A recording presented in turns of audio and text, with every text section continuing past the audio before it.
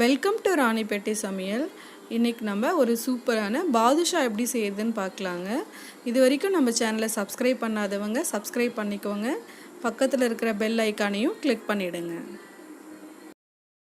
இப்போ பாதுஷா செய்ய நான் இந்த கப்பில் 4 கப் அளவுக்கு மாவு எடுத்திருக்கேன். ஒரு 2 சிட்டிகை அளவுக்கு உப்பு, ஒரு 4 சிட்டிகை அளவுக்கு குக்கிங் சோடா, அடுத்தது ஒரு அரை டீஸ்பூன் அளவுக்கு பேக்கிங் பவுடர் சேர்த்துட்டு இப்போ இதை கொஞ்சம் நல்லா மிக்ஸ் பண்ணி எடுத்துக்கலாம். அப்புறம் 4 கப் மாவுக்கு நான் 1 கப் நெய் எடுத்திருக்கேன். நான் எந்த கப்பில் மாவு எடுத்தனோ அதே கப்பில் தான் நெய்யும் எடுத்திருக்கேன். இப்போ இதை அந்த பேக்கிங் பவுடரும் அந்த நெய்யும் முதல்ல நல்லா மிக்ஸ் ஆகிற மாதிரி அதை நல்லா மிக்ஸ் பண்ணி விட்டுடலாம்.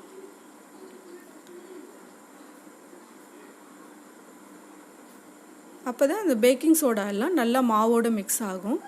இப்போ இதை மாவோடு சேர்த்து நல்லா மிக்ஸ் பண்ணிடலாம். இது நம்ம சப்பாத்தி பூரிக்கு மாவு பிசைகிற மாதிரி அழுத்தி பிசையக்கூடாது.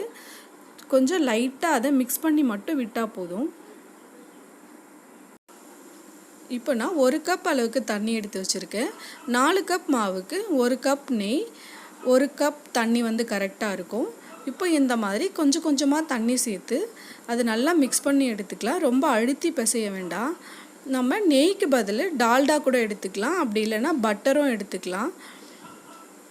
இப்போ இந்த மாதிரி கொஞ்சம் கொஞ்சமாக தண்ணி சேர்த்து அதை லைட்டாக அதை அழுத்தி பிசையாமல் நல்லா அதை மிக்ஸ் பண்ணி எடுத்துக்கலாம். இப்போ நான் தேவையான அளவுக்கு தண்ணி சேர்த்து நல்லா மிக்ஸ் பண்ணிட்டேங்க. இப்போ இந்த மாவு இந்த மாதிரி லேயராக தான் இருக்கும். உங்களுக்கு சப்பாத்தி பூரிக்கெல்லாம் இருக்கா மாதிரி இருக்காது. இந்த மாதிரி இருந்தால் தான் உங்களுக்கு பாதுஷா நல்லா லேயராக வரும்.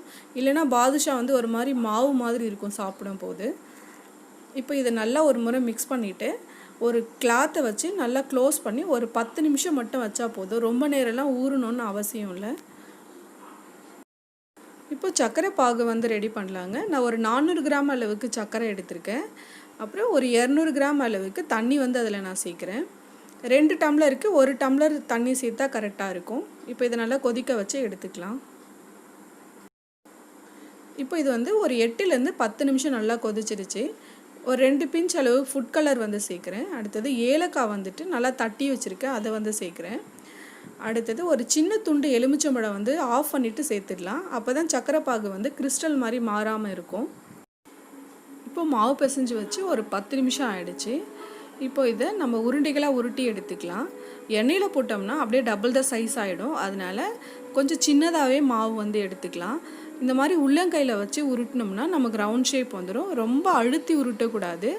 கொஞ்சம் அப்படியே லைட்டாக அதை உருட்டிக்கிட்டே இருக்கணும்.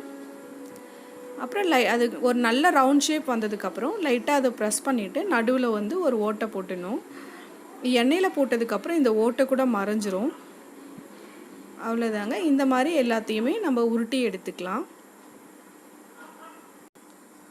இப்போ நான் எல்லாத்தையும் இந்த மாதிரி தட்டி எடுத்துக்கிட்டேன். அடுத்தது நம்ம சர்க்கரை பாகை ஃபில்டர் பண்ணி எடுத்துக்கலாம். நம்ம போட்ட லெமன் ஏலக்காய்லாம் எடுத்துக்கலாம். இப்போ ஆயில் நான் நல்லா காய வச்சுட்டு ஸ்லோ ஃபயரில் வச்சுட்டேன். இப்போ ஒவ்வொரு பாதுஷாவாக எடுத்து அதுக்குள்ளே போட்டுக்கலாம். நம்ம பாதுஷாவை உள்ளே போட்ட உடனே எல்லாமே ஆயிலுக்கு அடியில் போயிடணும். பேனோட கொஞ்சம் ஒட்டினா மாதிரி இருக்கணும். போட்ட உடனே மேலே வந்துடுச்சுன்னா அது சரி ஆயில் ரொம்ப காஞ்சிருச்சுன்னு அர்த்தம். இப்படி எல்லாத்தையுமே போட்டுட்டு ஒரு கரண்டியை வச்சு லைட்டாக மேலே மட்டும் இப்படி ப்ரெஸ் பண்ணி விட்டோம்னா அது எல்லா பாதுஷாவும் அதுவாகவே மேலே வர ஆரம்பிக்கும்.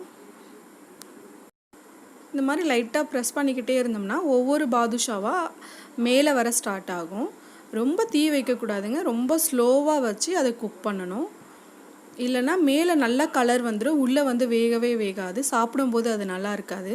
அதனால் நல்லா ஸ்லோ ஃபயரில் வச்சுட்டு கொஞ்சம் பொறுமையாக அதை வேக வச்சு எடுத்துக்கலாம். இப்போ ஒவ்வொரு பாதுஷாவாக அதுவாகவே மேலே வர ஸ்டார்ட் ஆகிடுச்சு. பாருங்கள், எல்லாமே மேலே வருது. அவ்வளோதாங்க, பாதுஷா வெந்துடுச்சு. இப்போ எடுத்துடலாம். ரொம்ப கோல்டன் ப்ரௌனாக ஆச்சுன்னா சர்க்கரை பாகில் போடும்போது உள்ளே இறங்காது.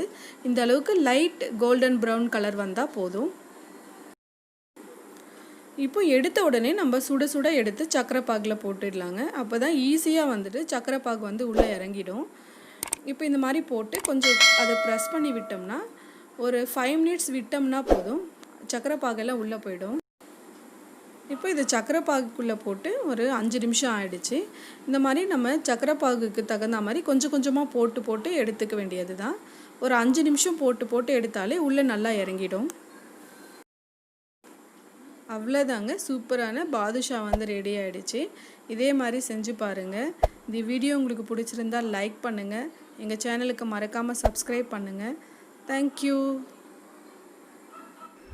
இது வரைக்கும் நம்ம சேனலை சப்ஸ்கிரைப் பண்ணாதவங்க ரெட் கலர் சப்ஸ்கிரைப் பட்டனை தொட்டு சப்ஸ்கிரைப் பண்ணிக்கோங்க. பக்கத்தில் இருக்கிற பெல் ஐக்கானை கிளிக் பண்ணிட்டீங்கன்னா நாங்கள் போடுற வீடியோக்கு உங்களுக்கு உடனே நோட்டிஃபிகேஷன் வரும்.